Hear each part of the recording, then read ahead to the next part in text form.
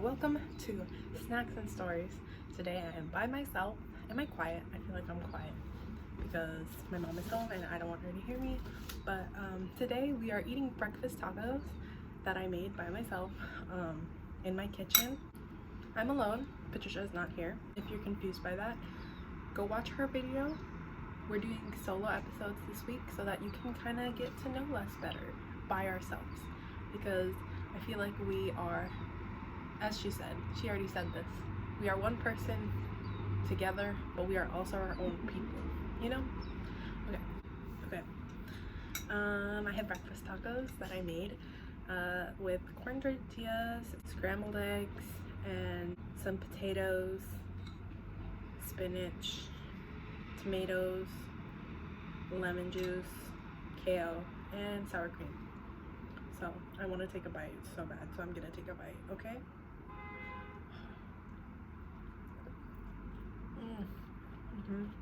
So today I'm just gonna kind of wing it. I'm just gonna talk because I don't know what to talk about.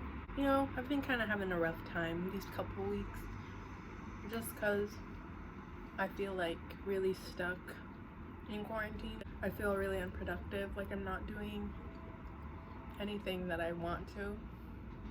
If that makes sense? Like, I feel like everyone that I know, there's a lot of people who are breaking quarantine and they're working towards their careers, and I feel like I can't really do that without being at my college. I'm going straight into this, aren't I? And I feel like I'm just like hitting a point where I am comparing myself to a lot of the people in my life, and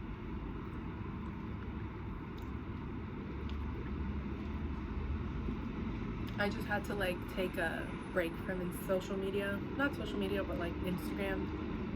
I still watch like YouTube, TikTok, but Instagram I feel like is where majority of my peers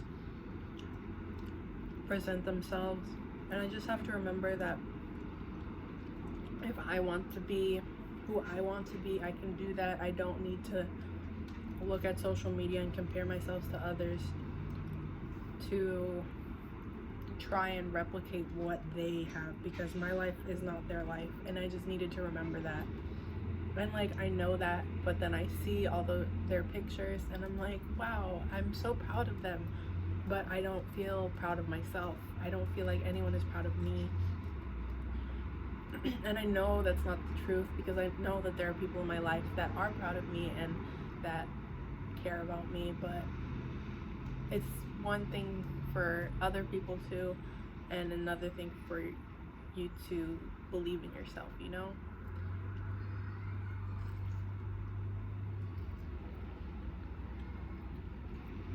Can you hear this kid crying? This kid freaking cries every freaking day. Why? I don't get it. I don't know. I kind of want to talk about mental health today. Mental health is such a journey, whether you have a diagnosis or not, because a lot of the time you could not have a diagnosis and not know that something is wrong, or that, I don't want to say something is wrong, because it's normal. Sometimes your mind will tell you there's nothing wrong, even though there is. You'll feel like you should be okay, even though that's not the case. Like, you don't always have to be okay. I feel like the problem for me started kind of like junior year of high school. I started to compare myself to my peers because we were starting to get ready to go to college, and my whole life I've always not really known what I wanted to do. I just knew I wanted to go into a creative field. For a really long time I wanted to go into fashion design, but I suck at drawing. I mean, I don't suck at drawing, I'm just mediocre at a lot of different things. I'm like one of those people who can pick something up and do it, but then be mediocre at it, like not like amazing. I was really in between music and fashion design, and I really didn't want to give up music because I'd been doing it for such a long time. and I know that fashion design is a part of my everyday life anyways, and I just really love music. And so I kind of applied myself to a lot of music activities. There were so many different things that I enjoyed doing that I didn't want to just give up, you know. So I was also a cheerleader, and I liked doing cheer. It made me feel like I had a community of friends outside of my friend group, because most of my friend group, like Patricia and Haifa and a lot of the people that you guys know, they were all in cross country. I was not in cross country because I don't like to run. I don't like working out. I don't like being tired. I don't like feel like I'm dying. A lot of my friends would go on races when they had to, and I would just be at school by myself and not really know where to go. And that's kind of when I decided to join cheer. I just really wanted to do something that I could find like a community of people that I, you know, could spend time with and related to. And so I joined cheer, and it was fun. It was expensive.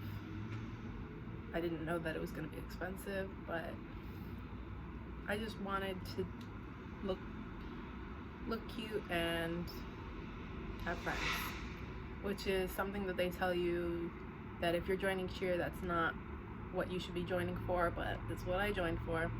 And I guess it paid off. I learned a lot being a cheerleader. I learned a lot about leadership. I learned a lot about teamwork, and I don't regret being a cheerleader. It was really fun. But in my junior year, I kind of, what's the word? I'm gonna take a bite.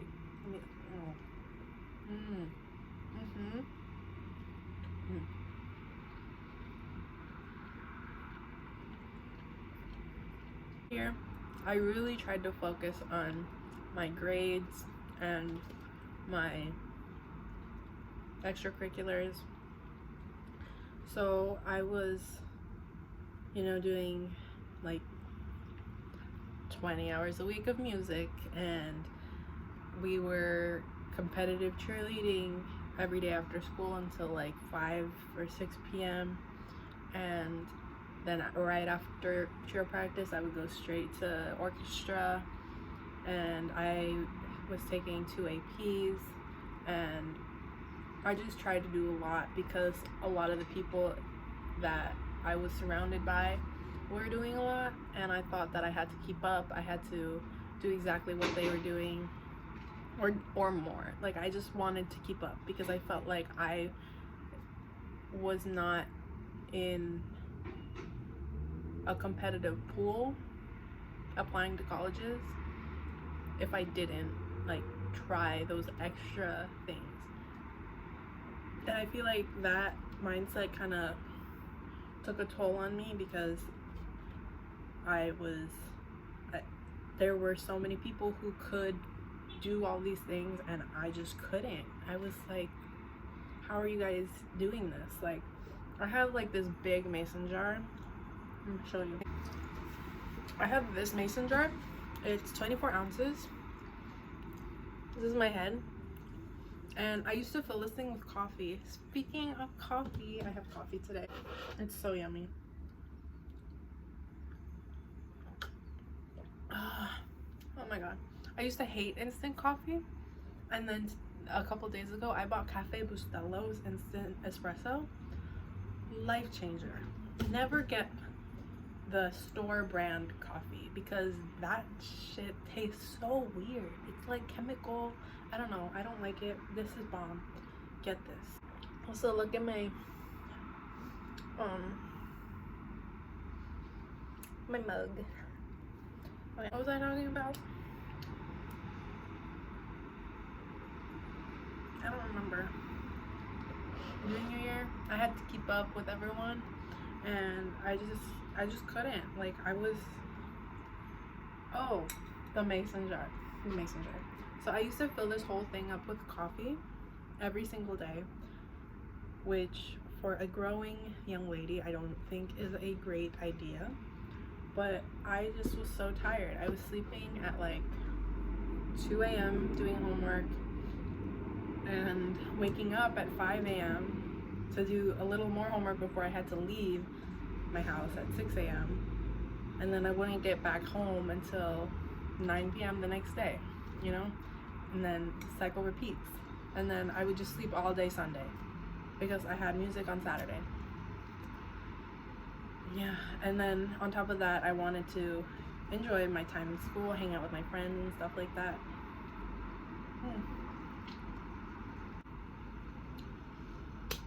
And at that time, I kind of just, I feel like I had like an existential crisis because I was like, why is this our life? You know, that's how I was thinking. And every day I kept thinking about the fact that I'm gonna die one day. Like, I always had like this thought, like, why am I alive if I'm just gonna die? I don't know. And I didn't know that this was anxiety at the time.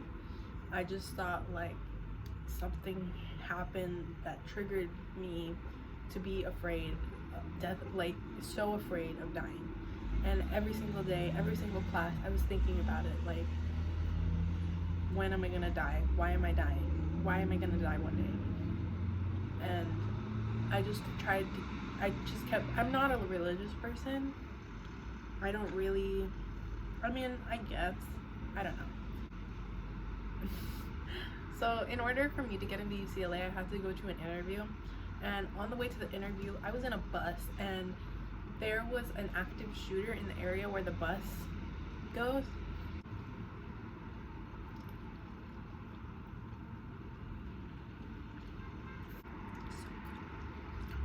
Okay, there was an active shooter in the area where the bus goes. And I was gonna be late for this interview, and I was late. I was 10 minutes late, but I prayed to God. Like, I don't pray. I don't usually pray. I usually only pray if my mom tells me, like, hey, this is the death anniversary of this relative, you should pray. Say something so that they are watching over you. Or if somebody is sick, I will pray for that person, because I don't know, I just feel like it's like me sharing my energy with that person so that they can receive that good energy, you know? I don't know what that means. I just feel like it's me sending my love to them, you know? I prayed that I got to that interview on time, and I did. Well, I didn't. I was 10 minutes late, but they were running late, so I was on time. And the interview went well, and now I go to UCLA. Oh my god. What am I talking about? This is why I can't do a solo episode. I need her to talk to me because, like, I just have brain farts all the time.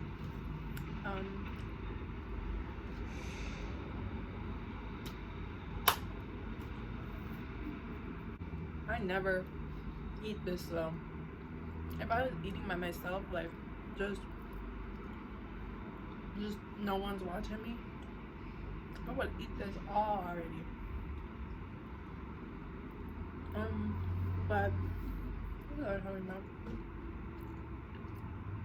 Oh yeah, so senior year comes, and oh no, we were talking about my existential crisis. Great.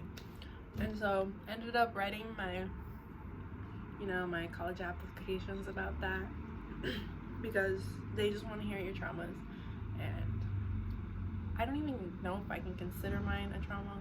It's just like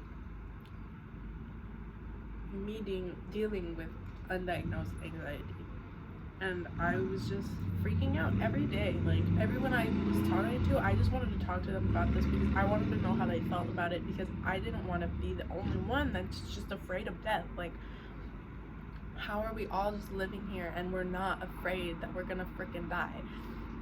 Like, I know Patson, I talked about this in an earlier episode, but when I was in junior year, it was a lot stronger than it is now. Okay, and then over the summer, I kind of took I called it my self-care summer, because we were transitioning into our senior year. I was about to be a senior. My thought process was, I'm gonna be a senior, and this is the year that all the movies happen and everyone ends up happily ever after in the movies, and that's what I want. That was my goal for that year. I was gonna be my own bitch. I was getting ready to go to college. That was my goal. I didn't care where I went. I just wanted to leave. And can you hear this person? What the fuck is going on? I don't know. I live in a very busy street. Very busy street. I just wanted to go be my own person. I just wanted to leave. I wanted something new, a fresh start. So over the summer, I just did a lot of the things that I loved. I volunteered a lot. I went to the park. I took a health class online at the community college by my house. I just did a lot of things that were for myself. I hung out with a lot of friends. I hung out with my family.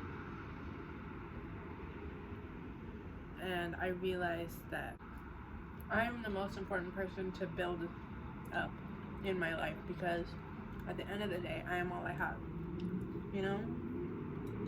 Like, I feel like my fear about death kind of rooted in my memories and the loss of memories and wasted memories, and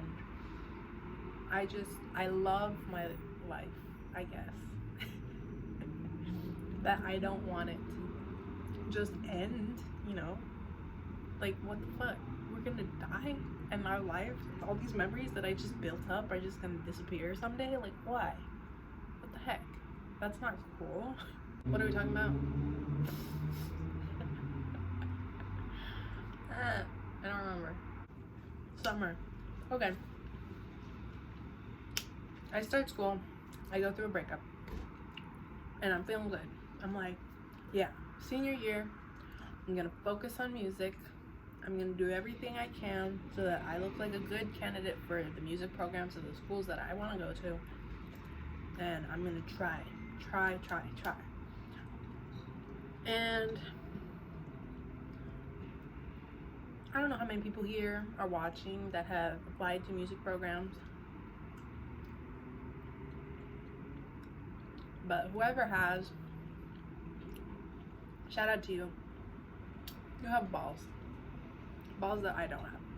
Because I wanted to originally just be like classical musician, where I play my viola and just do what I do, you know? And that didn't really happen because I am a pussy. Like, I just got too scared. I didn't want to audition at all. So I applied to like musicology for a lot of schools, or just music. And if they asked for my audition, I just didn't audition. I ghosted them. And so I didn't get into any of the other UCs I applied to, except for Santa Cruz. And I did not audition for Santa Cruz, and I did not audition for Santa Barbara, and I didn't get into Santa Barbara, and I didn't get into Cal State Long Beach because you have to audition, and I didn't. But I did audition for San Luis Obispo, and I got into San Luis Obispo, which I kind of regret not auditioning to the other ones, because if I auditioned to San Luis Obispo, I could have like actually tried harder and got into the other ones. But look where I am, not complaining. Just saying that if you're scared of doing something, fucking do it, because you never know the outcome. Senior year, my mental health was amazing. I was doing a lot. I wasn't doing as much as I was junior year because I quit cheer at that point. But I was still cheer manager, so I was able to like boss people around and kind of hang out with my friends that I was friends with. Shit. That scared the shit out of me. Yeah, I cut down my schedule a little bit. Only took one AP.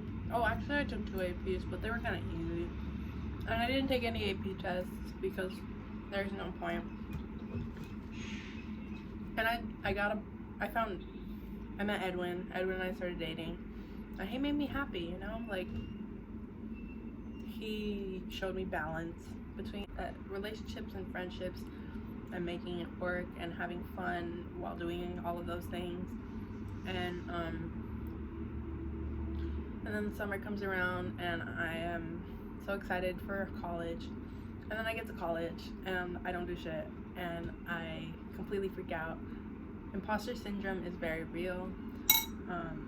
I felt like I didn't belong there. There were so many people who were so smart and always knew what they were talking about, and a lot of the times I was just like, I don't know what you're talking about, but okay, like, sure. And I didn't really feel like I was doing the right thing. The only class that I was really, really good at was my English class and my music class, which was music theory. And with my major, you don't really do a lot of music theory, so I was kind of like, damn, should I try and apply for like music performance? But I knew that the music performance majors were so amazing and that I could not even get to that level in the amount of time that it would take for me to. And then I thought, oh, what about music education? And then it's the same thing, like, you still have to be that amazing player, and I'm just not there yet. Like, I could get there, but I need maybe like 2 years, you know, like, and that's not okay because there's so many prereqs that you should be taking. Anyways, that kind of re-sparked my existential crisis, but in a different way, because I was finally at this place that I thought would make me happy. Like, I'm at this place where I found change. I'm in the university that I wanted to go to, and I realized, like, oh, there's more I should be looking forward to, but I don't know what that is. Like, where am I gonna go after this? Like, who am I? What am I doing here? And I kind of really struggled. And so my school has this thing called the Counseling and Psychological Center, something like services, CAPS. It's called CAPS. And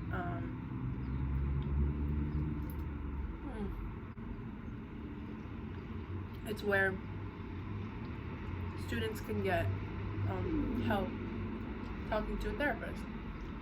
And so I went and I talked to a therapist, and I found out that I had mild depression and severe anxiety, which would make sense with like me being scared about dying in junior year, and just like not wanting to go anywhere because I was afraid of being vulnerable, I guess. I don't know. I was just really afraid of being myself everywhere. And I'm kind of coming back to that place because of quarantine. That's why I think I am struggling so much, because it feels very stagnant. Like, nothing is happening. There's nothing to look forward to because we don't know when this vaccine is going to come into effect. And it's so, and even more so with like the realities of the Black Lives Matter movement, how people disagree with it. It's just like, how can you disagree with something like that? I just don't understand. It makes me feel like it's helpless to try anything, because there's always going to be people there who are going to judge you and who are going to tear you down. And I feel like really how to explain it. I feel really stuck. I just feel stuck. I'm back at home, which is not where I thought I was gonna be. And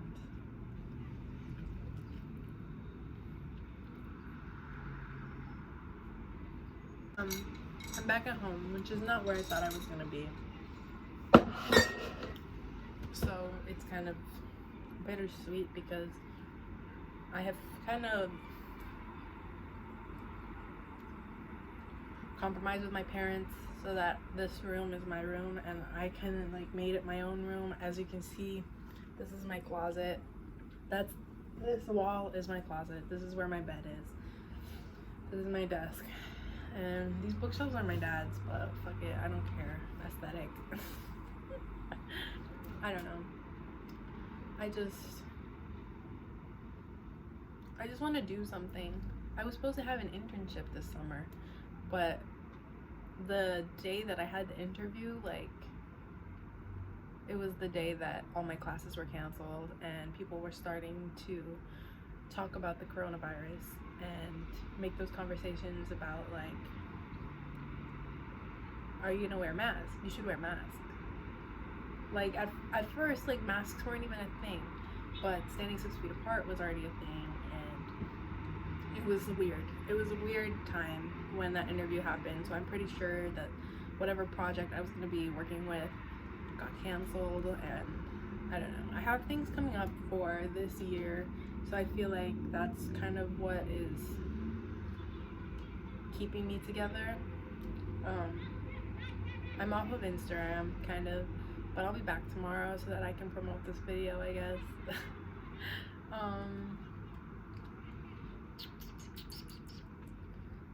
Yeah, I've just kind of been taking care of my plants, cooking, hanging out with Edwin. My mental health is okay right now.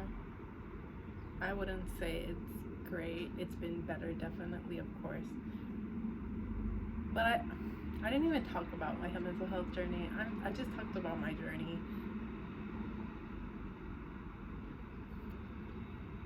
I would say that, like, this all started, like, when I was really young.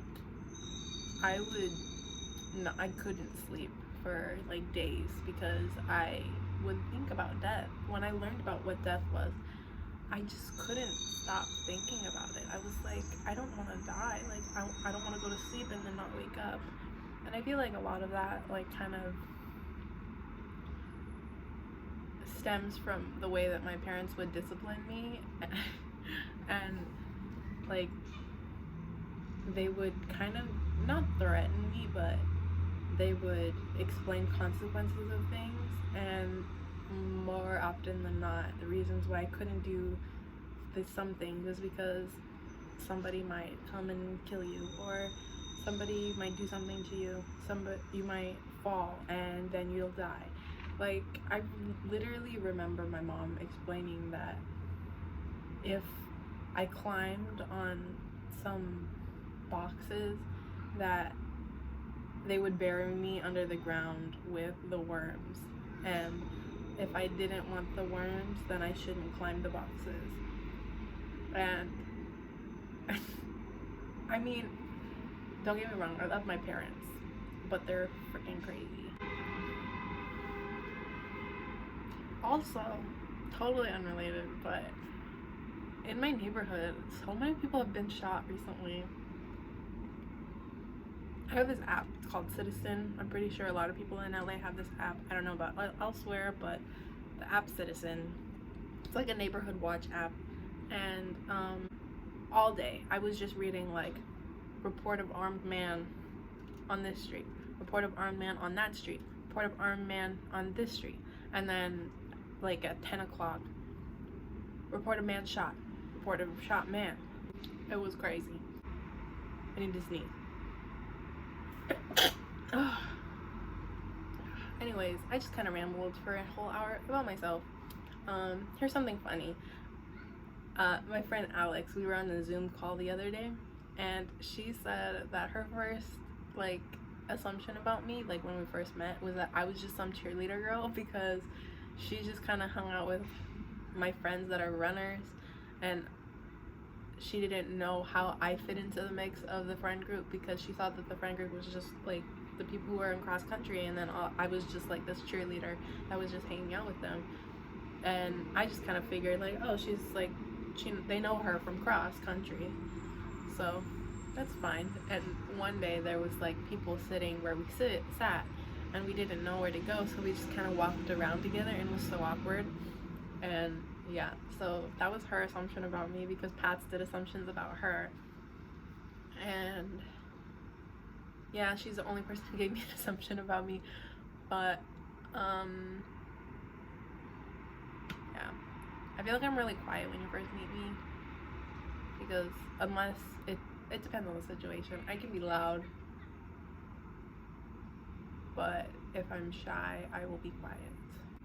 Okay guys, thank you for watching today's episode.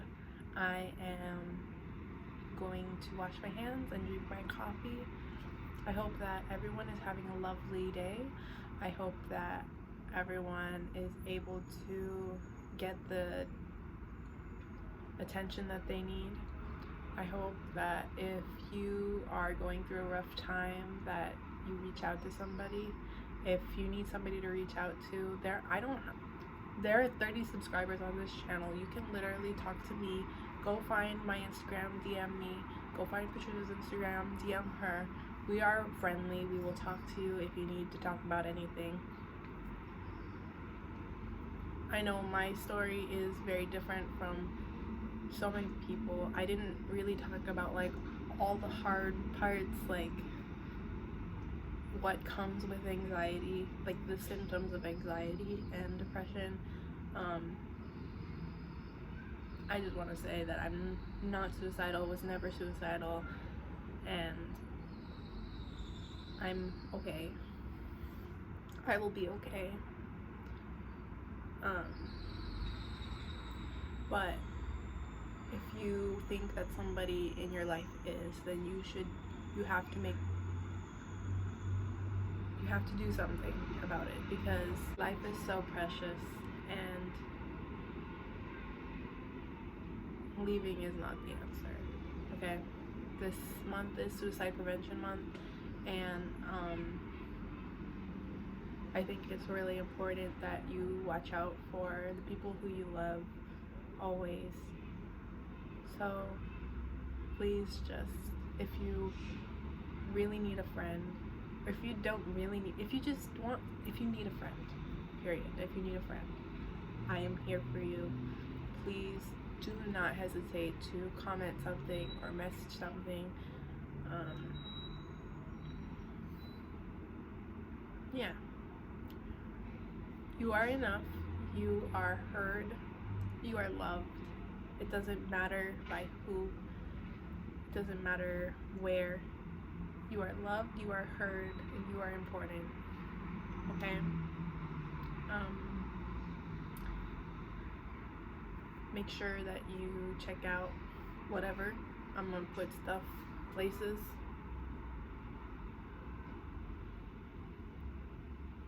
Okay, I love you guys.